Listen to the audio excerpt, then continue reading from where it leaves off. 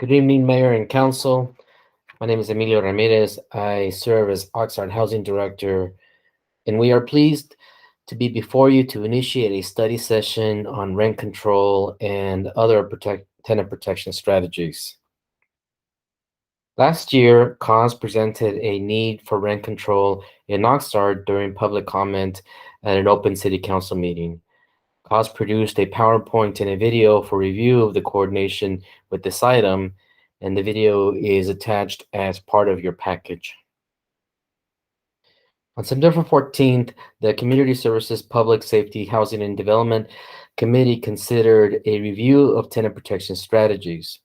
The committee heard public comment but deferred action and directed staff to present this review to the full City Council and seek direction to staff on the preferred components of the tenant protection strategies. The staff report and presentation to this committee were attached in your package, which are reported a significant housing affordable gap. Staff engaged with representatives from the housing providers, including the Apartment Association of Greater LA, the Ventura County Coastal Association of Realtors, the California Apartment Association, and the West Ventura County Business Alliance on September 24th. The housing providers have offered a statement to this staff report, and it is included later in this presentation. They did express support for greater education and improvement of housing conditions, plus supported an effort to remove bad actors of both landlords and tenants. Staff also hosted a joint meeting with CAUSE and the housing providers. Thank you to both groups for coming together and offering a genuine discussion. Some differences were clearly present, but some common ground was also identified, including a need for education for both tenants and landlords on each of their rights and obligations, including where the State Tenant Protection Act applies, empowering access to counsel, and strengthening code enforcement against substandard and overcrowded housing conditions. Staff asked CAUSE to contribute to the staff report and include the recommended actions. CAUSE recommends that the City Council direct staff to develop a local rent control ordinance that would provide stronger protections than those tenant protections that are included in the Tenant Protection Act, or AB 1482, in three ways. First, the annual cap on rent increases equivalent to the increase in the Consumer Price Index, or the CPI. Second, a requirement for landlords to pay up to 3 months of median market rent to the current tenant as relocation assistance if they wish to conduct a no-fault eviction for an owner move-in, demolition, or renovation of a unit.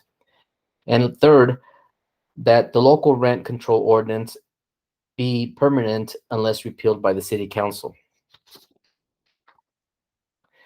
Staff also asked the housing providers to contribute to the staff report and include their recommended actions. The housing providers offer the following potential solutions. First, education. And they say that the city should undertake a broad-based education and marketing campaign for the entire community, including renters, rental housing providers, businesses, and homeowners, and all renter protection laws and the COVID-19 rent relief program. Second, that the local level tenant financial resources be offered to renters in the form of an emergency rental voucher program to provide targeted funding to low and very low and extremely low income renters, as well as targeted populations such as farm workers, seniors, and disabled. And third, that a voluntary rental housing mediation program be established. A voluntary program enables the amicable solutions of disputes and misunderstandings between renters and rental housing providers. Staff recommendations are included in the prior committee report, and they include a very short-term and long-term solutions. The short-term recommendations include tenant right education, where staff can develop an education program to make tenants aware of their rights under AB 1482 and potential empowerment of legal counsel support. Note that this effort will require a significant budget appropriation. The City Council may consider a local tenant protection act. For example, the City of Sacramento adopted a local tenant protection act similar to the State Tenant Protection Act, In so doing, it would enable its own local enforcement.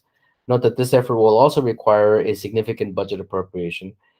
And then density bonus permits. Staff recommends that the city continue to increase the city's affordable housing stock via continued compliance with local and state density bonus initiatives. Additionally, staff recommends the following long-term recommendations: build new affordable housing, continue to enforce the inclusionary ordinance, and develop wages with initiatives like the employee pipeline. There are no financial impacts at this time. However, implementation of any of these recommendations would have a cost associated to them. Based on committees and council feedback, staff will develop program parameters and associated impacts, staffing, and budget and timelines for the implementation of the recommended effort. At this point, staff recommends that the City Council conduct a review of the potential strategies for regarding tenant protection, give direction to staff on preferred components of the tenant protection strategies, direct staff to return to the City Council for consideration of specific components of the tenant protection strategies, considering those recommendations included from staff, from COS, and from the housing providers. Thank you. We encourage everyone to read the staff report of the 14th and view the associated presentations, watch the committee. I'm happy to answer any questions that you may have.